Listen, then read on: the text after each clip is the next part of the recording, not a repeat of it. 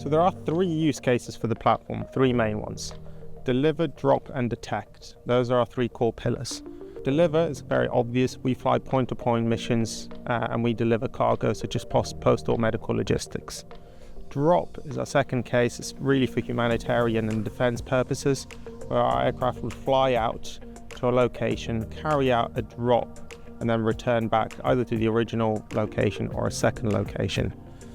That allows us to reach places that are really difficult to reach. We cannot land, or you're unable to land because of the landscape or the territory that those places are located in. And then the final one is detect. So that one is very much focused towards the environmental and blue light services industry, where the application is focused around environmental protection or identifying areas of interest, mapping, and areas that require environmental impact.